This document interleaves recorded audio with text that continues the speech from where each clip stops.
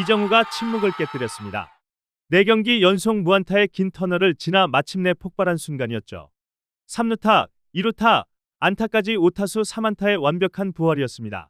특히 상대는 KBO 시절부터 잘 알고 있던 메르 켈리였고 이정우는 그를 상대로 한 번 더 자신의 존재감을 증명했습니다. 사이클링 히트까지 아슬아슬했던 극적인 하루였죠. 과연 이정우가 어떻게 이 감동적인 부활을 완성했을까요? 오랜 침묵을 깨고 터진 이정우의 완벽한 하루, 지금 확인하시죠. 한국 시간 7월 4일 애리조나 체이스 필드에서 자이언츠와 다이아몬드백스의 원정 4연전 3차전이 열렸습니다. 이정우에게는 절박한 순간이었죠. 4경기 연속 무안타로 침묵하며 타율이 2할 4푼까지 떨어진 상황에서 전날 경기에는 아예 결장해야 했던 아픈 기억이 있었습니다. 하지만 이날은 특별한 상대가 기다리고 있었습니다. 바로 메르 켈리였죠. KBO 리그에서 2015년부터 2018년까지 4년간 활약했던 그 켈리 말입니다. 이정우와 켈리의 인연은 깊었습니다.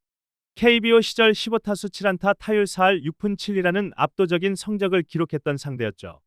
출루율 0.56, 장타율 0.600의 5타점까지. 그야말로 켈리 킬러였던 이정우였습니다. 빅리그에서의 첫 맞대결도 좋았습니다. 지난 5월 13일 오라클 파크에서 만났을 때 이정우는 켈리를 상대로 안타를 쳤었죠. 51일 만에 다시 만난 두 사람. 이번에는 구장이 바뀐 애리조나에서였습니다. 경기는 자이언츠가 기선을 제압하며 시작됐습니다. 1회 초 선두타자 마이크 야스트렘스키가 켈리의 2구째 포심 패스트볼을 잡아당겨 우중간 담장을 넘기는 선제 홈런을 터뜨렸습니다. 자이언츠가 1대 0으로 앞선 상황에서 윌리 아다메스와 라파엘 데버스가 연속 삼진으로 물러났습니다. 하지만 윌머 플로레스가 볼넷을 얻어내며 2-1로 상황을 만들었죠. 이제 이정우의 차례였습니다. 5번 타자로 배치된 이정우가 타석에 들어섰습니다. 앞서 4경기 연속 무안타로 침묵했던 그였지만 상대는 자신이 잘 아는 켈리였습니다. 켈리의 첫 구가 들어왔습니다. 92.6마일 포심 패스트볼. 정확히 가운데 코스로 꽂혔습니다. 이정우는 망설이지 않았습니다. 초구부터 공격적으로 나간 이정우의 방망이가 공을 정확히 잡아냈습니다. 타구가 솟구쳐 올랐습니다. 우중간을 향해 날아가는 강력한 타구의 우익수 제이크 메카시가 포구를 위해 훌쩍 뛰어올랐지만 공은 그보다 훨씬 멀리 날아갔습니다. 타구 속도 101.3마일, 거리 387피트의 대형 안타였습니다. 공은 담장 바로 앞에 떨어졌고 이정우는 쉼없이 달려 3루까지 안전하게 들어갔습니다. 시즌 7호 3루타였죠. 1루에 있던 윌머 플로레스가 홈을 밟으며 1타점까지 기록했습니다. 자이언츠가 2대 0으로 앞서 나갔죠. 4경기 동안 이어졌던 긴 침묵이 드디어 끝나는 순간이었습니다. 그것도 초구 공략이라는 완벽한 방식으로 말이죠. 아쉽게도 후속 타자 루이스 마토스가 3루수 땅볼을 쳐서 이정우는 3루에서 발이 묶였지만 중요한 것은 안타 가뭄이 끝났다는 사실이었습니다. 경기는 계속 자이언츠 페이스로 흘러갔습니다. 2대 0으로 앞선 4회 초 이정우에게 두 번째 기회가 찾아왔습니다. 이번에는 선두 타자로 나선 이정우였죠. 켈리와의 두 번째 맞대결이었습니다. 켈리도 쉽게 물러설 생각은 없었습니다. 볼 카운트 2볼 2스트라이크까지 팽팽한 승부가 이어졌습니다. 6구째 켈리가 승부수로 던진 공은 88.5마일 체인지업이었습니다. 가운데 코스로 떨어지는 변화구였죠. 하지만 이정우는 이 공까지 놓치지 않았습니다. 정확한 타이밍으로 배트를 돌린 이정우의 타구가 다시 한번 우중간을 가르며 뻗어나갔습니다. 타구 속도 102.2마일의 또 다른 하드히트였습니다. 이번에는 2루타였습니다. 시즌 18호 2루타를 기록한 이정우는 지난 6월 5일 샌디에이고전 이후 약 한 달 만에 멀티히트를 달성했습니다. 켈리를 상대로 연속 장타를 터뜨린 이정우. KBO 시절에 켈리 킬러 면모가 빅리그에서도 그대로 재현되고 있었습니다. 하지만 이번에도 후속타가 막혔습니다. 마토스의 좌익수 뜬 공, 패트릭 베일리의 3루수 땅볼로 이정우가 3루까지 진루했지만 타일러 피츠제럴드의 우익수 뜬 공으로 이닝이 끝났죠.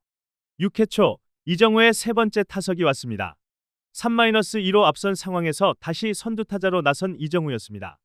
이번에도 켈리의 초구를 노렸습니다. 89.3마일 싱커가 몸쪽 낮게 들어왔지만 이번에는 타이밍이 약간 빨랐습니다. 타구가 우익수 방향으로 높게 떠올랐고 제이크 메카시가 안정적으로 잡아냈습니다. 하지만 이정우의 기세는 꺾이지 않았습니다. 경기는 점점 팽팽해졌습니다. 3회 말 애리조나가 한 점을 따라잡으며 3대2가 되었고 8회 들어서는 양 팀이 치열한 공방을 벌이고 있었습니다. 3대2로 근소하게 앞선 8회 초 이정우에게 네 번째 기회가 찾아왔습니다. 이번에는 상대 투수가 바뀌었습니다. 우한 제이크 우드포드였죠. 1사 후 상황에서 타석에 들어선 이정우는 우드포드의 초구 볼을 차분하게 지켜봤습니다. 2구째 90.2마일 커터가 몸쪽 높게 들어왔습니다. 이정우가 이 공에 배트를 댔습니다. 강하게 맞은 타구는 아니었지만 일루수 팀 타와 방향으로 향하는 강습 타구였습니다. 타와가 글러브를 뻗었지만 공을 완전히 잡아내지 못했고 이정우는 일루를 안전하게 밟았습니다. 네 안타였지만 소중한 세 번째 안타였습니다. 이번에는 후속타가 살아났습니다. 루이스 마토스가 볼넷을 얻어내며 이정우가 2루로 진루했고 패트릭 베일리의 중전 안타에서 이정우가 3루를 돌아 홈을 밟았습니다. 시즌 두 번째 득점을 기록한 이정우. 자이언츠는 4대2로 점수를 벌렸고 후속타자 브렛 와이즐리의 안타로 5대2까지 달아났습니다.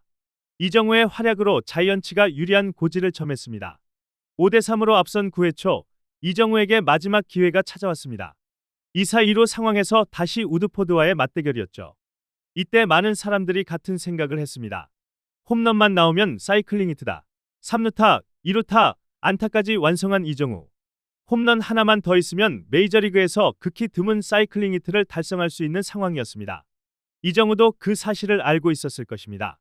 볼카운트 투볼 투스트라이크까지 또 다시 팽팽한 승부가 이어졌습니다. 5구째 우드포드의 90.7마일 싱커가 몸쪽 높게 들어왔습니다. 이정우가 힘차게 방망이를 돌렸습니다. 타구가 우중간을 향해 높게 솟구쳐 올랐습니다. 거리도 344피트로 나쁘지 않았죠. 하지만 발사각이 33도로 너무 높았습니다. 우익수 메카시가 여유롭게 잡아냈습니다. 사이클링 히트에는 실패했지만 충분히 아름다운 도전이었습니다. 경기는 극적으로 흘러갔습니다. 9회 말 애리조나가 캐텔 마르테의 2점 홈런으로 5대5 동점을 만들어냈고 경기는 연장전으로 향했습니다. 연장 10회 초 이정우는 2루 주자로 다시 그라운드를 밟았습니다. 헬리엇 라모스의 내안타로 3루로 이동한 이정우는 패트릭 베일리의 희생플라이에서 홈을 밟으며 결승점을 만들어냈습니다. 개인적으로는 완벽한 부활, 팀으로는 소중한 승리였습니다. 5타수 3안타 1타점 2득점. 이정우는 자신이 할 수 있는 모든 것을 보여준 하루였습니다. 경기는 결국 자이언츠가 6대5 연장승으로 마무리됐습니다. 이정우는 오늘 모든 것을 증명했습니다. 5타수 3안타 1타점 2득점으로 4경기 침묵을 완전히 털어냈고 팀의 4연패 탈출에도 결정적인 역할을 했습니다. 특히 KBO 시절부터 잘 알고 있던 메릴 켈리를 상대로 한 연속 장타는 그의 클래스가 여전함을 보여주는 완벽한 증거였죠. 사이클링 히트에는 아쉽게 실패했지만 이미 충분히 아름다운 부활이었습니다. 타율도 2할 4푼에서 2할 4푼 6리로 상승하며 회복의 신호탄을 쏘아 올렸습니다. 이 기세라면 앞으로 남은 시즌에서 이정우의 더 큰 활약을 기대해 볼 수 있을 것 같습니다. 이상 스포츠투데이였습니다. 구독과 좋아요로 응원해 주세요.